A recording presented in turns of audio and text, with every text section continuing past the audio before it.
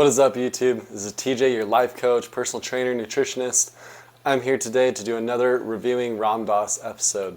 So today we're going to talk about embracing our humanity. So what exactly does that mean?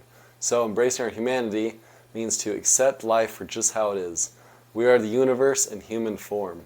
We're here to love, to enjoy. We're also here to have sadness. We're here to feel our emotions. Emotions are a very intricate and amazing part of the human experience, but we need them to help guide us through life. And so today Ram Dass is going to speak about becoming free. He also talks a little bit about being high or being low. We go through highs and lows all throughout our life until we die.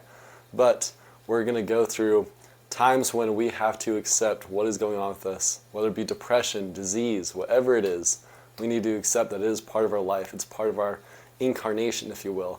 For those of us who believe in reincarnation or a certain life path that we have, or if you believe that we chose our life path before we even came to Earth, then that shows us that we choose these things to help us to learn. So Ram Dass is going to go over this, helping us to realize that in order to be free, to be spiritually free, to be free of all this, the hardship, the clinging to different things, the suffering in life, we have to accept it as it is. We have to ride the wave, so to speak.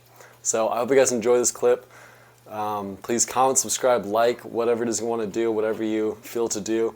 I love Ram Dass. I love his teachings, the way he explains such intricate, very sometimes seemingly complex concepts, but he does it very well. I really appreciate your guys' energy, your attention that you are putting into watching this video and learning. I really hope that it resonates with you and helps you to reach a higher frequency, so to speak, to be able to become more aware and conscious of your life and learn to live in a way where you embrace your humanity. Alright, I love you guys. I hope you love this clip. We'll see ya. See, because when I was born, I, like you, went into somebody training. See, you were trained to become somebody. So you have a name, you have an identity. Oh, Doris, she's the one who. You get to develop a role. You go into somebody training, you go into somebody training because you are surrounded by trainers, all of whom think they are somebody. Your parents definitely thought they were real. Didn't they? Mine did. For the most part, they thought they were real. And they trained me to think I was real. And I was galumphing along being real until the mushrooms. And at the moment of the mushrooms, I saw that I was only relatively real.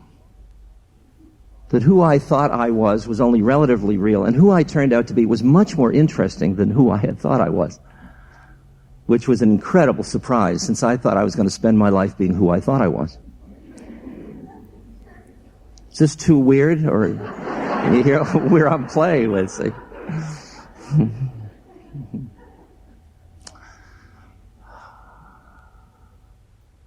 So once I saw that I wasn't who I thought I was, and who I was much better, but I couldn't stay there. I kept coming back into who I thought I was. So I started to look around for how to get into who I really am and stay here. That turned out to be the game. I knew how to get high by all kinds of means, but I didn't know how not to come down. And come down meant come back into my acculturation.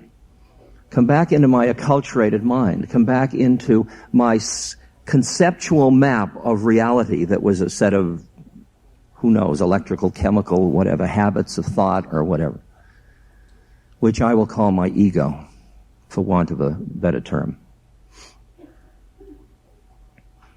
So I would override my ego through spiritual practices, and I would go into a plane of awareness where I was still a separate entity, but I was somehow, it was like coming up out of the smog before the Santa Ana winds. You know, it's like you go into a plane and you go up and suddenly there's sun again. You'd forgotten. And that's what it felt like, coming back into sunlight.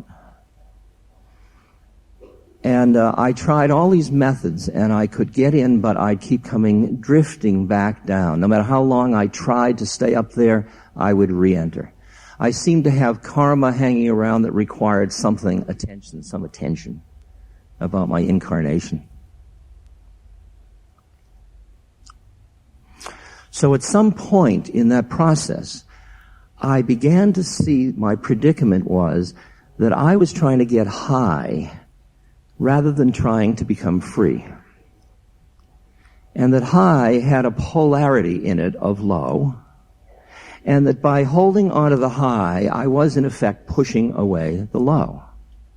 That is, I was pushing away the psychophysical identity that I was born into and that I had thought I was all that time. It's as if once I escaped from the prison cell of my own mind, I didn't want to go back into the cell at all, and I got an aversion to that cell. But by then, I was such a deep practitioner of Buddhism, in which I could understand that the cause of suffering has to do with the clinging of mind, and that the things you cling to are attractions or aversions. And the thing I was clinging to was an aversion of me as a human being. I was busy being holy. So at that point, I turned my efforts around, and I looked at life and realized that I had to embrace my humanity into my being to be free.